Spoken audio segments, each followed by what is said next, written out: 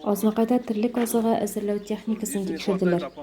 Район хуҗалыкларында кышлату чоры өчен терлек азыгы әзерләү эшендә катнашачак техниканың әзерлегенә бәя бирү өчен махсус комиссия тикшерү үткәрде. Аның эшендә Россельхозцентрның Татарстан Республикасы филиалы җитәкчесе Виталий Новичков, Азнакай бүлекчәсе җитәкчесе Маргарита Хәсәншина, авыл хуҗалыгы идарәсе җитәкчесе Рамил Исламов белгечләр катнаштылар. Алар шулай ук басуларда булып, көзге культураларның һәм күп еллыкларын күреше белән дә таныштылар. Все равно мороз сейчас.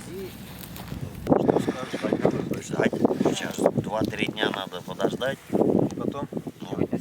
Потом уже будет видно. Районда ерте культуралары шешүү төгөлөнүп алып, 40 мың гектар мейданда шешүүлөрүн башкардык. Биздин шешеси калды. Кукуруза 7 мың гектар. Аякын терлек азыгы культуралары экинчи сроктагы карабыдай. Шешесі лен технический культуралар, кумбагышлар, рапстар инде практически шешилип өтүп бара. Ерте культуралар шешилди.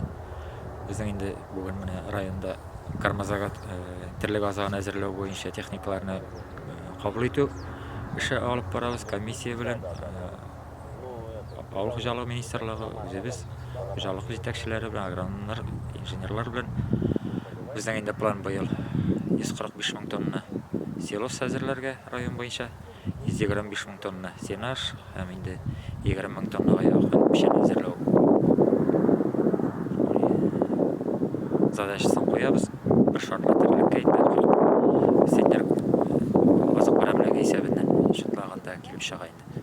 Шундай 20 мың гектарга якын без инде бөҗәкләргә каршы, шүбәләннәренә каршы эш башкардык, яфрактан токландырдык. Эшләр әле бара. Менә инде бер атнадан артык бездә генә түгел, республика буенча салкыннар тора. Многолеткаларны, күпьеллык үләннәрне безнең инде әзрәк ишетте. Аллага шөкер, былтыргы сыман ук түгел. Инде без инде хәзер основной уңышны көтәбез. Икенче укустан инде менә беренче укустан киләсе атна ахырына чыгып, чыгып алып, беренче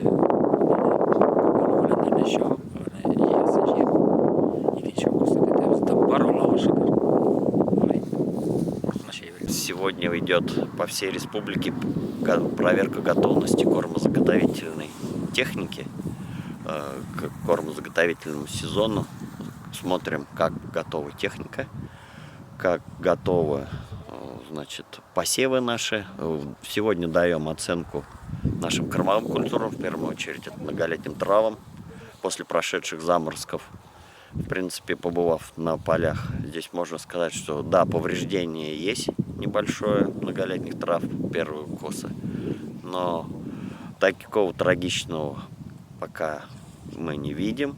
В любом случае, значит, первый кос у нас будет, и будем ждать, влаги в почве достаточно, будем ждать полноценного второго коса. Что касается озимых, на сегодняшнем время можно отметить, что посевы не пострадали озимых, находятся уже в фазе выхода в трубку.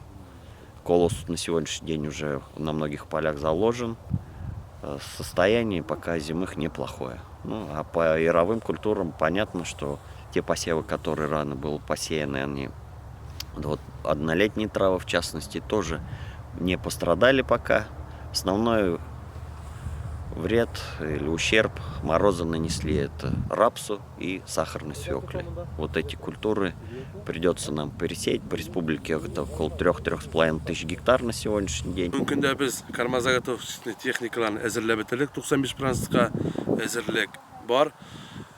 Келгенде біздің өзіміздің многолеткаларға қойбір 20%-лап тиген салқын. Бүгінгі күнде қарау бара. Дальше айтқанда будем выявлять, қолдырабыз, мейлі шауып атабызма. Кукурузға бұл ертеге шешуге кіребіз. Бүгінгі күнде однолеткалар шешулер бітті, кормовой бітті. Біздің лен һәм лен массичный қалды. Бүгінгі күнде бүтін агрегалар 2 смена эшли. Азимойларға келгенде азимойларны вақытында подкарм еттік, химзащита жасадық. Қазір күнде азимойларға салқын тимейді. Яңадан шығамыз.